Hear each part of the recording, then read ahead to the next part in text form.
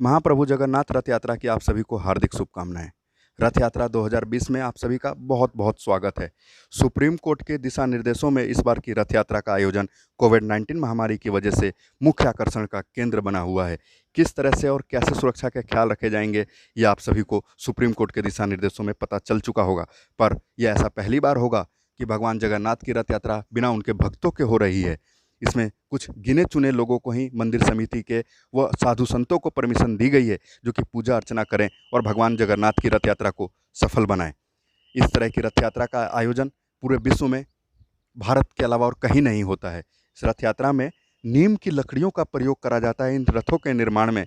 और इन रथों की सबसे बड़ी खूबी ये होती है कि इसमें किसी भी तरीके के धातु का प्रयोग नहीं करा जाता। अक्षय तृतीया के दिन इन रथों का निर्माण कार्य शुरू होता है और रथों के निर्माण में लगभग 2 महीने का से अधिक का समय लगता है। इन रथों के निर्माण के बाद इसमें 3 रथ बनाए जाते हैं। हर साल नए रथ बनाए जाते हैं। भगवान बलभद्र का, बहन सुभद्रा का और प्रभु जगन्नाथ का रथ होता है। इन रथों को बनाने में किसी भी तरीके के धातु का, मैं आपको बार बार बता रहा हूँ कि नहीं प्रयोग होता, जो कि 21वीं सदी के लिए बहुत बड़ी बात होती है इस तरह के निर्माण कार्य के लिए। और इन रथों को रस्सी के माध्यम से खींचा जाता है, कि जो कि जूट की और नारियल की रस्सियाँ होती हैं। हर भक्त उस रथ को छू लेना चाहता है, हर भक्त इस पुण्य के काम में शामिल होना चाहता है। लगभग 2 महीने से ज़्यादा का समय लगता है इन रथों के निर्माण में। भगवान जगन्नाथ की रथ यात्रा में सबसे पहले पुरी के राजा सोने के झाड़ू से इस मार्ग को साफ करते हैं। रथ के आगे बढ़ने के लिए मार्ग को प्रशस्त करते हैं। इस रथ को खींचने के लिए भक्तों में होड़ मची होती है। सभी चाहते हैं उस रथ को छू लेना, सभी चाहते हैं प्रभु की सेवा करना। प्रभु अपने भक्तों के बीच आते हैं।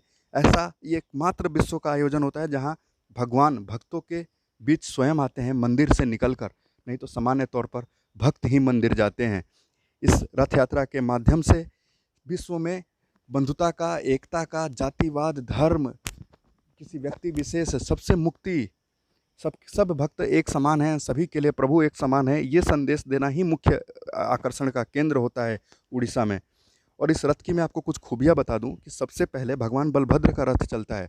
इस रथ में 14 पहिए लगे होते हैं और इसकी ऊंचाई 13.9 फीट की होती है। और इस रथ में लाल और हरे रंग के वस्त्रों का प्रयोग करा जाता है। इस रथ के अंदर सब कुछ भगवान का, रोजमर्रा के जीवन को चलाने वाले सभी सामान इसमें रख दिए जाते हैं। इसके बाद बहन सुभद्रा का रथ होता है। इस रथ में लाल और काले रंग के वस्त्रों का प्रयोग करा जाता है, जिसमें 9 पहिए लगे होते हैं और इस रथ की ऊंचाई लगभग 13.2 सेंटीमीटर की होती है। सबसे आखिरी में भगवान जगन्नाथ का रथ होता है, महाप्रभु जगन्नाथ का रथ होता है, जिसमें लाल और पीले रंग के रंगों का प्रयोग करा जाता है, क्योंकि पीताम्बर रूपी श्री कृष्ण का ही रूप है भगवान जगन्नाथ। इस रथ में 16 पहिए लगे होते हैं। ये सबसे ऊंचा रथ होता है इन तीनों रथों में। इन रथों को खींचने के लिए रस्सियों का प्रयोग करा जाता है। भगवान बलभद्र के रथ में काले रंग के घोड़े रूपी आकर्षण के लकड़ी के बने हुए घोड़े लगे होते हैं और भगवान बहन सुभद्रा के रथ में भूरे रंग के घोड़े का रथ, भूरे रंग के घोड़े लकड़ी के स्टैचू लगे होते हैं।